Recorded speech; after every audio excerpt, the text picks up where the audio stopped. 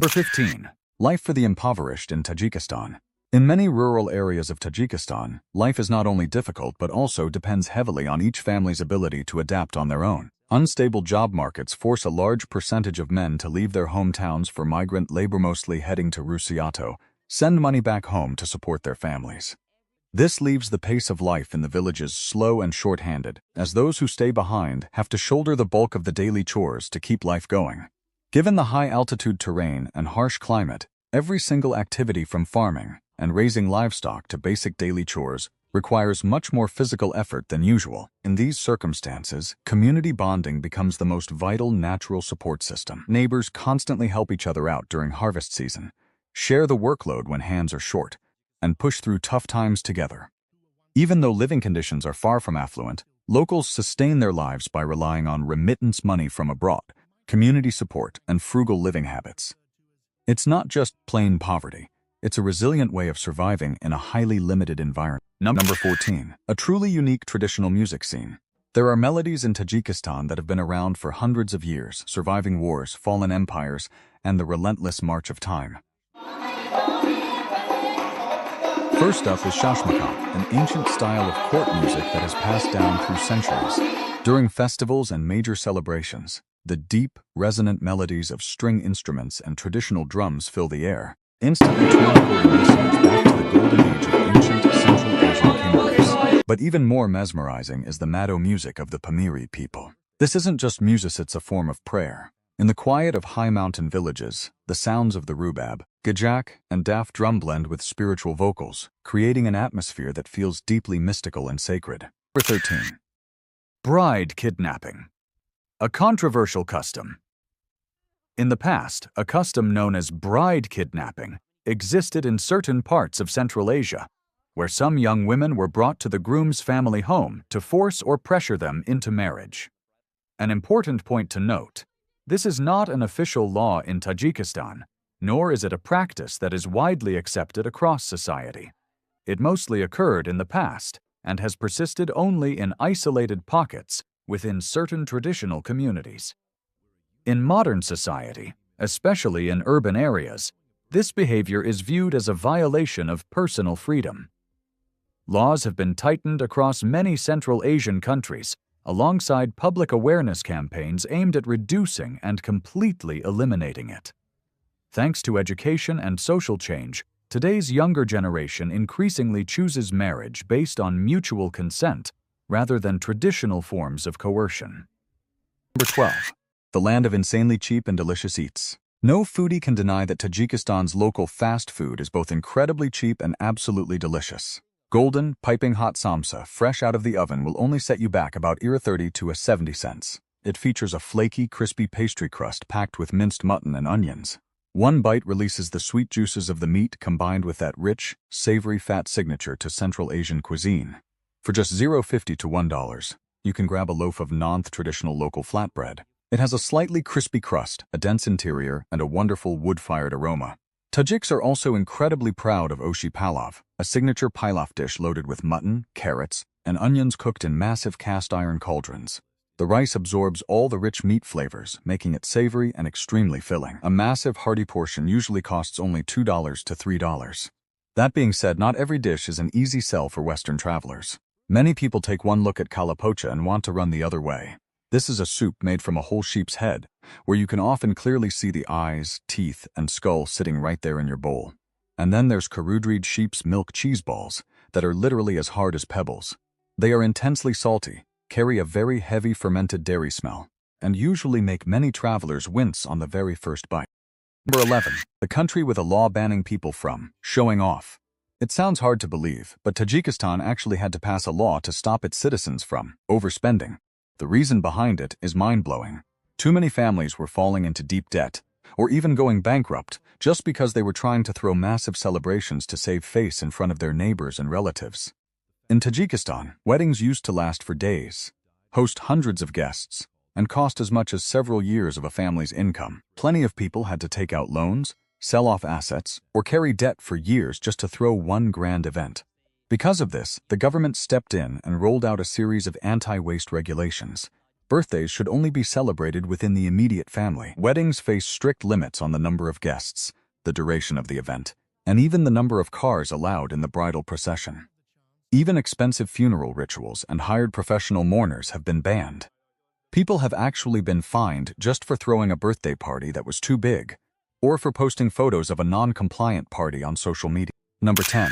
Gold teeth as a status symbol of wealth. While people in many parts of the world do everything they can to get their teeth as white and natural-looking as possible, in some rural areas of Tajikistan, especially among the older generation, a flashing smile full of gold teeth is the ultimate symbol of success and wealth. Many people are more than willing to cap their teeth in gold, or even replace perfectly healthy teeth, just to show off their status. What's even more fascinating is that gold teeth are also viewed as a way to store wealth. During tough economic times or periods of inflation, locals believe that gold holds its value much better than cash. So, if you visit Tajikistan and spot a grandpa or grandma beaming with a sparkling mouthful of gold, chances are it's not a fashion statement, it's their way of proving they've built a very successful life. Number 9. The country with no men. In certain parts of Tajikistan, locals often joke, out of every 10 men, 9 are over in Russia working. It sounds heartbreaking, but it speaks volumes about the country's reality. Due to a severe lack of jobs and low wages at home, a massive number of Tajik men have to leave their homeland for Russia to work as construction laborers, drivers, or general workforce. The money they send back is so vital that it has historically made up a huge chunk of the national economy. Because of this, in many villages, the people you see are almost exclusively women, children, and the elderly. Locals even share a bittersweet saying, "For every 3 who leave, 1 never comes back." It's not because they forget their roots, but because many choose to settle down long-term in Russia, start new families, or chase better opportunities. Would you be willing to spend years away from your loved ones in exchange for a better life? Drop a yes or no in the comments to let me know. Number 8. The pace of life in Dushanbe. Tajikistan's capital, Dushanbe, isn't a loud or flashy city. Instead, it has a rather slow, orderly, and pleasant pace of life that perfectly captures modern Central Asia. During the day, Dushanbe stands out with its wide avenues, green parks, and administrative buildings featuring a blend of modern and traditional architecture. Locals commuting to work, heading to school, dropping by the market, or sitting down for tea are very familiar sights in everyday life. Like many places in Central Asia, people prefer meeting up at tea houses or small eateries rather than choosing loud entertainment. Life revolves around getting together, chatting, and community bonding. When night falls, locals usually stroll through the parks, chat outdoors, or gather at tea houses and small diners. The atmosphere isn't loud or party-centric. It's mostly about familiar get-togethers and low-key hangouts. Instead of vibrant entertainment activities, people usually choose to sit back, sip tea, have a light snack, and talk. This is an important part of social life, where everyone connects with one another after a day of work. Number 7. Tribes preserving the world's most unique cultures. Hidden deep within Central Asia's highest peaks are communities that live almost entirely cut off from the modern world. Each tribe serving as a living piece of history that managed to survive into the present day. First, there are the Yagnobi people, a community that still speaks Sogdian, the ancient language of the Silk Road traders that the world assumed had gone extinct over 1,200 years ago. Then come the Pamiri people, who seem to have a strange superpower. They have been living, building villages, and herding livestock for thousands of years at altitudes above 13,000 feet. 4,000 meters elevations where the record low oxygen levels frequently send tourists straight to the hospital with altitude sickness. In the remote Wakhan region, you'll find the Waki people, descendants of the ancient communities that once lived along the Silk Road. They still live in traditional stone houses and are famous for their extraordinary hospitality. Finally, there are the Pamir Kyrgyz zone of Central Asia's last true nomadic communities. To this day, they still live in yurts and migrate with their herds of horses, sheep, and yaks across high alpine pastures, living exactly like their ancestors did centuries ago. Number 6. The quirky tea culture. If there's one thing Tajiks love just as much as bread, it's tea. Tajiks drink tea pretty much around the clock, in the morning, after lunch, when guests drop by, during family gatherings, or just when catching up with friends. For many, a day without tea feels like a day without a piece of their life. If you're ever invited into a Tajik home, don't be surprised if the host only pours a tiny splash of tea at the bottom of your cup. This isn't them being stingy, it's actually a sign of hospitality. Once you finish it, they'll pour some more. Just like that, conversations can stretch on for hours over a hot pot of tea. Interestingly, in Tajik culture, the emptier your cup stays, the more respect you're being shown. On the flip side, if someone pours you a cup filled straight to the brim right from the start, it might be a polite hint saying, "Drink up and head out." During the summer, instead of reaching for ice water, Tajiks prefer sitting in Chekonas traditional tea house to sip on piping hot green tea. They believe that hot tea helps the body sweat and cool down naturally more effectively. Number 5. The most captivating traditional festivals. Experiencing a festival in Tajikistan isn't the kind of thing where you just go and watch. It's the kind where you step right in and live it. During the Nowruz festival, instead of just snapping photos, sit down at the long tables, try some sumalak, sip hot tea, and chat with the locals. Here, you aren't an outsider looking in. You're part of the party that kicks off the festive season. After the buzz of Nowruz, your journey will take you out to wide-open spaces where horseback riding festivals take place. No barriers, no bleachers, just the thundering sound of hooves, flying dust, and cheering crowds right before your eyes. Leaving the high energy of the steppes behind, you'll step into the slow, soulful musical world of Shashmakam. Just sit back, drink your tea, and let the melodies carry you away. Finally, ending your trip up in the high Pamir Mountains, everything becomes beautifully simple. The festival here isn't a separate event. It blends right into daily life. Everyone gathers, shares food, sings folk songs, and welcomes the new season surrounded by vast, breathtaking nature. Number 4. The resilient women of Tajikistan.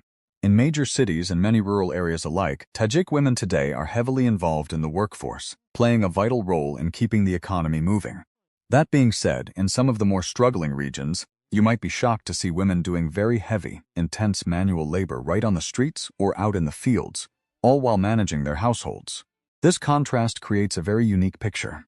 A generation of Tajik women who are gradually modernizing, yet still carrying the heavy weight of traditional responsibilities on their shoulders at the same time. That's why the image of women here carries both the strength of hard labor and a reflection of a whole society in transition. Number 3. Cost of living and budget tips in Tajikistan. The cost of living in Tajikistan is generally quite low compared to many other countries, especially if you live like a local. An individual can get by on about $300 to $800 a month, which covers basic accommodation $150–400, local food $100–200, and domestic travel $50–150. However, these numbers only reflect the surface costs. The reality will look different once you start moving around a lot or traveling deep into the mountains. What catches many travelers off guard are the hidden costs. First, there's the phone IME tax for long-term stays, which can leave you paying extra or even facing device restrictions if you don't register it.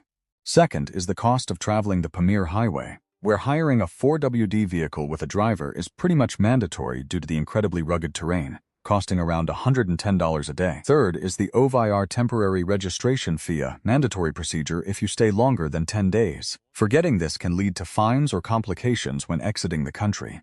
These expenses aren't talked about much, but they directly hit your total budget. Even so, there are plenty of ways to cut costs significantly. Taking a shared taxi instead of renting a private car can save you up to 70% on travel expenses. Staying at local CBT, community-based tourism, homestays for around $10–15 a night usually includes meals. And if you eat at traditional markets, grabbing items like samsa or naan bread, a meal can cost you as little as $1. In short, Tajikistan isn't truly expensive, but it isn't dirt cheap either if you don't understand the hidden costs and how to optimize your itinerary. Number 13. The pace of life in Dushanbe. Tajikistan's capital, Dushanbe, isn't a loud or flashy city. Instead, it has a rather slow, orderly, and pleasant pace of life that perfectly captures modern Central Asia. During the day, Dushanbe stands out with its wide avenues, green parks, and administrative buildings featuring a blend of modern and traditional architecture. Locals commuting to work, heading to school, dropping by the market, or sitting down for tea are very familiar sights in everyday life. Like many places in Central Asia, people prefer meeting up at tea houses or small eateries rather than choosing loud entertainment. Life revolves around getting together, chatting, and community bonding. When night falls, locals usually stroll through the parks, chat outdoors, or gather at tea houses and small diners. The atmosphere isn't loud or party-centric. It's mostly about familiar get-togethers and low-key hangouts. Instead of vibrant entertainment activities, people usually choose to sit back, sip tea, have a light snack, and talk. This is an important part of social life, where everyone connects with one another after a day of work. Number 2. Sights that look unreal. Traveling through Tajikistan, there will be moments where you'll genuinely ask yourself, am I still on Earth, or did I just land on another planet? The adventure usually kicks off on the Pamir Highway, one of the most breathtaking road trips on the globe. The narrow road hugs massive cliffside drop-offs with deep gorges below, while snow-capped peaks stretch all the way to the horizon in the distance. Just looking out the car window is enough to leave most travelers in stunned silence. Heading deeper into the Wakhan corridor, the views get even more unbelievable. Tiny stone villages sit nestled inside a colossal valley, framed by towering mountain walls thousands of feet high. Everything feels so untouched that you'll literally feel like you've stepped hundreds of years back in time. But if there is one place that will completely take your breath away, it's Lake Karakul. Sitting at an altitude of nearly 13,000 feet, 4,000 meters, this lake was formed by an ancient meteor impact. The water is a deep, mirror-like blue, reflecting the surrounding snowy ranges so perfectly that many people can't believe it's real. And if Karakul feels like an alien planet, Lake Iskanderkul is like a giant turquoise gem nestled in the mountains. The water is crystal clear, stunningly vibrant, and steeped in legends about Alexander the Great dating back over 2,000 years. After seeing this meteor-formed lake, do you believe this is a real place on Earth? Comment yes or no. Number 1. Over-the-top hospitality you won't believe. In Tajikistan, sometimes the biggest hazard for travelers isn't the towering mountains or the endless roads. It's the fact that you could be kidnapped into someone's home for dinner at any given moment. It sounds like a joke, but if you're backpacking through Tajik villages, it's incredibly common for locals to run out and invite you inside for tea and pastries, sometimes flat out refusing to let you leave until you've had a full meal. As one of the poorest countries in Central Asia, where many families don't have much to spare, the people are still more than willing to bring out the absolute best they have to treat a guest. Spread out on a traditional dastarkhan tablecloth, you'll always find hot tea, fresh flatbread, nuts, dried fruits, and a hearty meal prepared with the utmost respect. On top of that, if night falls and you don't have a place to stay, many families will gladly give up their best bed for you to sleep in. The most amazing part? They expect absolutely no money or anything in return. Out of the 15 facts about Tajikistan and real life in Tajikistan in 2026, which one did you find the most fascinating or shocking? Leave your thoughts right down in the comments below. I'll be reading and replying to every single one. If you enjoyed today's journey of discovery, don't forget to hit that like button, share, and subscribe to the channel so we can explore the next mysterious lands around the world together. For now, goodbye, and see you guys in our upcoming documentaries.